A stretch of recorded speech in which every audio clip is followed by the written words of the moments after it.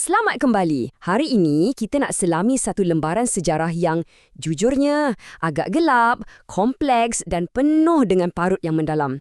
Kisah ni bukan sekadar deretan nama dan tarikh kaku dalam buku teks. Kita akan melangkah masuk ke satu era di mana bayang-bayang di sebalik belantara tebal betul-betul menentukan hidup mati jutaan nyawa yang tak bersalah. Ini epik tentang kelangsungan hidup, pertembungan ideologi yang maha dahsyat dan sebuah negara yang terperangkap di tengah-tengah rentas api peperangan. Bersedia? Sebab kisah kita bermula dalam keadaan yang sangat kacau bilau. Cuba bayangkan situasi ni. Tahun 1945, lepas bertahun-tahun merana di bawah kekejaman mutlak tentera Jepun, tiba-tiba Jepun menyerah kalah berikutan pengeboman bom atom di Hiroshima dan Nagasaki. Tapi kemerdekaan yang ditunggu-tunggu tu tak terus datang tau. Sebaliknya, satu kekosongan kuasa yang sangat besar menelan tanah Melayu. Apa yang jadi bila sebuah empayar jatuh dan tinggalkan sebuah negara di bawah belas ihsan tentera gerila selama 14 hari yang menakutkan? Selama 2 minggu berdarah tu, sebelum British sempat kembali, tanah Melayu jatuh ke tangan gerila bersenjata sepenuhnya. Undang-undang rimba ambil alih jalanan. Kekacauan meletus secara liar. Hutang darah lama dituntut tanpa sebarang perbicaraan dan keganasan bermaharajalela. Ia adalah 14 hari yang diselubungi paranoia. Satu detik hitam yang sebenarnya baru mukadimah kepada konflik yang jauh lebih besar. Pemberontakan bersenjata selama 41 tahun yang membentuk sebuah negara. Ya, 41 tahun. Biar angka tu meresap sekejap dalam fikiran anda. Ini bukanlah pemberontakan kecil atau rusuhan jalanan yang berjaya diselesaikan dalam beberapa bulan. Tak. Ini adalah perang hutan berskala penuh yang berlarutan merentas 4 dekad yang panjang. Peperangan inilah yang membentuk secara langsung fabrik sosial, struktur politik dan dasar keselamatan negara yang kita warisi di Malaysia hari ini. Ribuan nyawa melayang, kampung-kampung baru dipagar kawat berduri, catuan makanan jadi benda biasa setiap hari. Macam mana mimpi ngari ini boleh bermula? Untuk faham betul-betul, kita mesti tengok balik akar umbinya. Bahagian pertama, benih komunisme tanah Melayu. Sebenarnya, untuk faham pemberontakan 4 dekad ni, kita tak boleh mula di pertengahan cerita. Kita kena putar balik masa berdekad-dekad sebelum tembakan darurat yang pertama memecah kesunyian malam. Gerakan haluan kiri ni bermula dengan sangat halus dan tersusun. Sasarannya, anak-anak muda yang idealistik. Pada pertengahan 1920-an, guru-guru sekolah aliran malam kat penempatan terpencil macam Raub dan Bentung mula tanamkan semangat revolusioner dan anti-imperialis kepada pelajar belasan tahun. Ideologi ni ibarat api dalam sekam, pantas merebak. Masuk tahun 1925, tertubuhlah Parti Komunis Nanyang di Singapura. Tapi titik sejarah yang sebenar berlaku pada April 1930. Parti Komunis Malaya atau PKM ditubuhkan secara rasmi, di mana? Di sebuah pekan kecil yang tak siapa sangka, iaitu Batu Kikir di Negeri Sembilan. Dan yang paling mengejutkan, tokoh Revolusi Agung Vietnam Ho Chi Minh sendiri dilaporkan hadir secara rahsia kat sana atas arahan terus dari Moskow. Misi diorang jelas, nak gabungkan revolusi komunisme antarabangsa dengan sentimen anti-penjajah tempatan di Tanah Melayu. Bahagian kedua, perang, pengkhianatan dan darurat.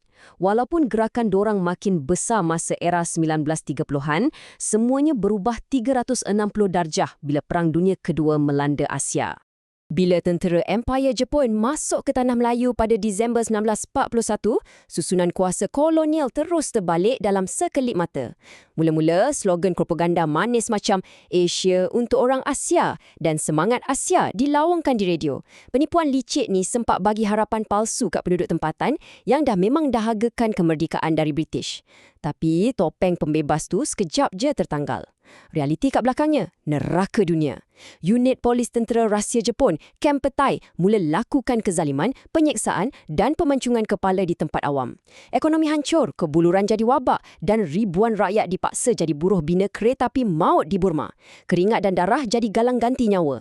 Penindasan kejam inilah yang memaksa ribuan pemuda dari pelbagai kaum lari masuk ke dalam hutan dan sertai gerakan penentangan bersenjata bawah tanah.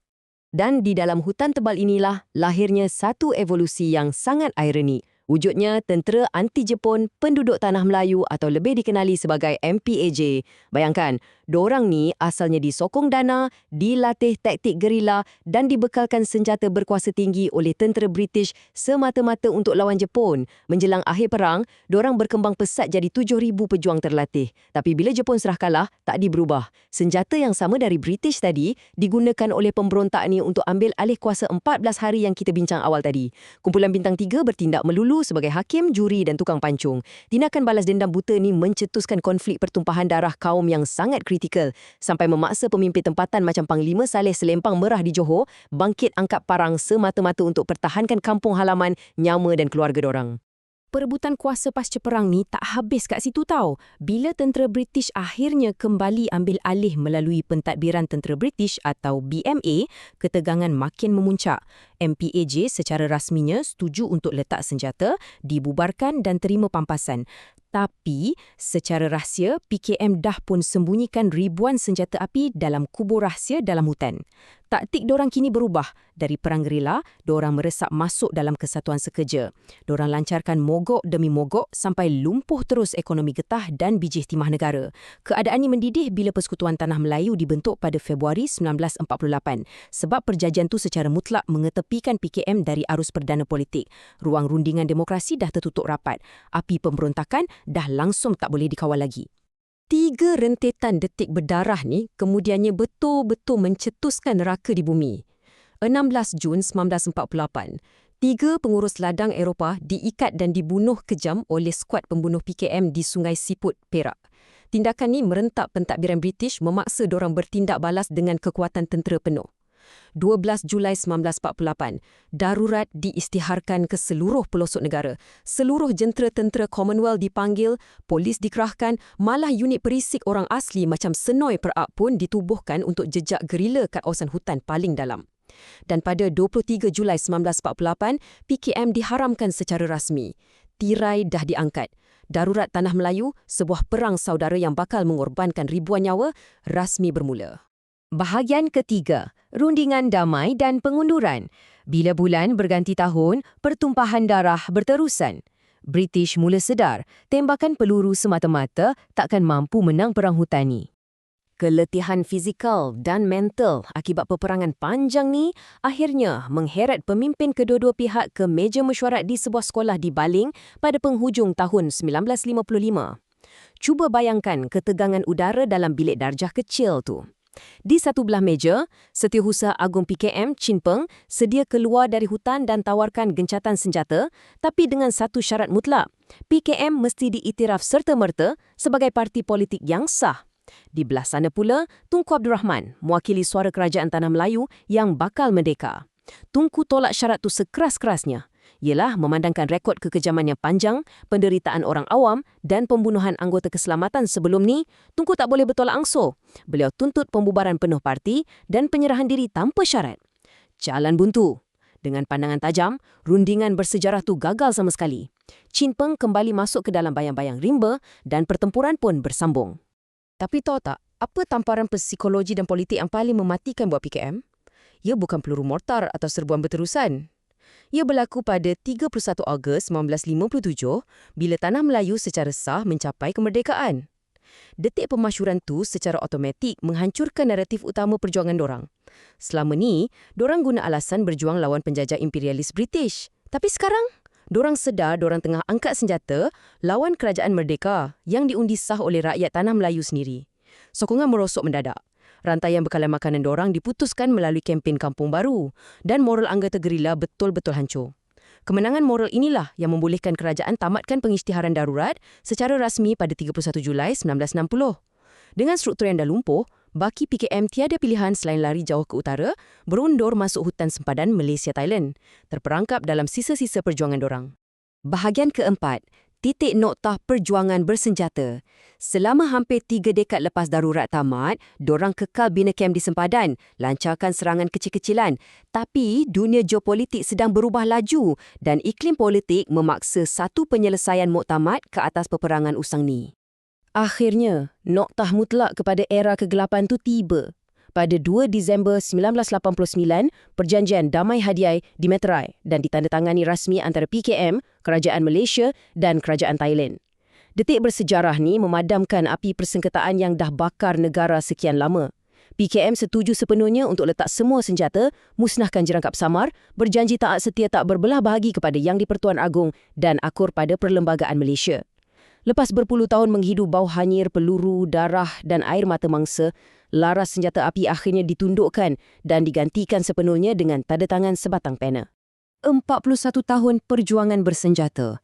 Sejujurnya, ini satu angka yang sangat berat dan menekan jiwa. 4 dekad kemelut ni dah meragut ribuan nyawa prajurit dan orang awam. Ia wujudkan zon-zon hitam penuh ketakutan, penderitaan yang tak terperi dan memisahkan keluarga untuk selama-lamanya. Keganasan ini bukan sekadar nota kaki dalam buku sejarah kita, ia tinggalkan parut psikologi yang mendalam. Parut yang masih dirasai oleh generasi datuk dan nenek kita yang terpaksa lalui zaman kegelapan tu.